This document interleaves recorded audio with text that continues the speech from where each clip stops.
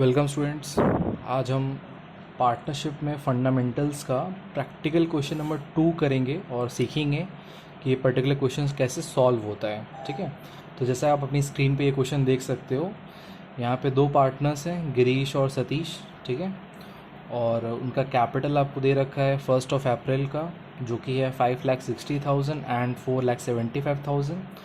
1 अगस्त को उन्होंने डिसाइड किया है कि उनका कैपिटल होना चाहिए 5 लाख ईच, और हमें इंटरेस्ट ऑन कैपिटल कैलकुलेट करना है 6% पर एनम की रेट से।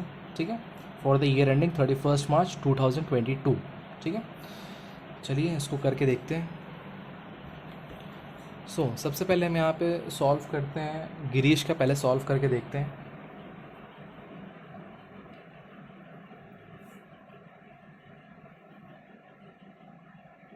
इंटरेस्ट ऑन कैपिटल, यहाँ पे कोई अकाउंट या एंट्री आपको पास नहीं करनी है, आपको सिंपली इसको कैलकुलेट करके देखना है। ठीक है, तो अगर मैं बात करूँ गिरीश की,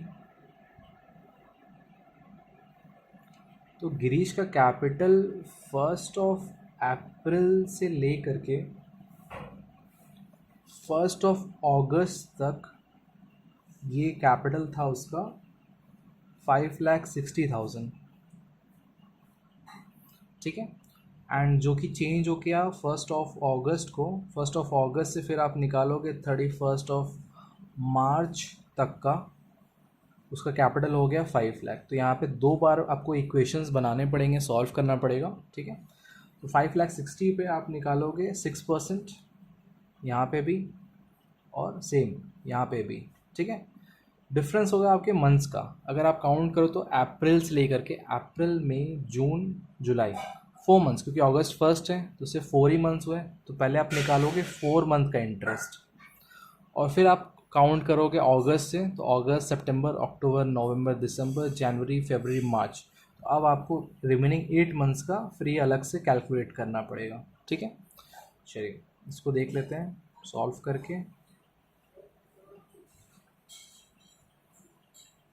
सो ये अमाउंट आएगी आपकी 5,600 इंटू 2, 10,000, 11,200। ये इसका गिरीश का इंटरेस्ट ऑन कैपिटल है फॉर द बिगनिंग 4 मंथ्स। ठीक है, इसके बाद फिर हम इसके रिमेनिंग 8 मंथ्स का जब कैलकुलेशन करेंगे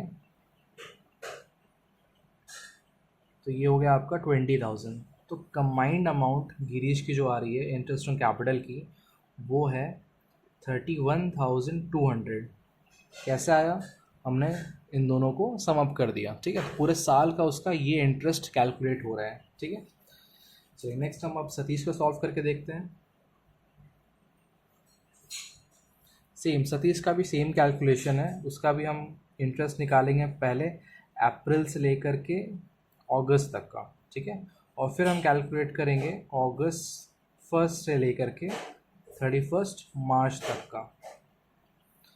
तो उसका इनिशियल कैपिटल जो था दैट वाज 4,75,000, और इसने भी अपना कैपिटल चेंज करके फिर 5 लाख कर लिया।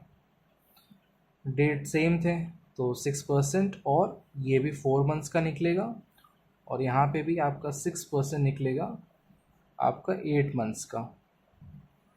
तो ये और इक्वेशन और ये तो सेम ही है, तो इसका तो 20,000 ही हो जाएगा सेम। ठीक है, और अगर यहाँ पे हम बात करें, इसको सॉल्व करें, तो ये हो जाएगा आपका 4,332, 4,750 इंटू 2, तो ये हो गया आपका 8,000, 9,500, 9,500। ठीक है, दोनों को आप समअप करोगे तो इसकी वैल्यू आएगी आपकी 29,500। ठीक है, और हमारे आंसर्स भी मैच कर रहे हैं। तो आई होप कि आपको समझ में आया होगा कि इंटरेस्ट ऑन कैपिटल को कैसे कैलकुलेट किया जाता है।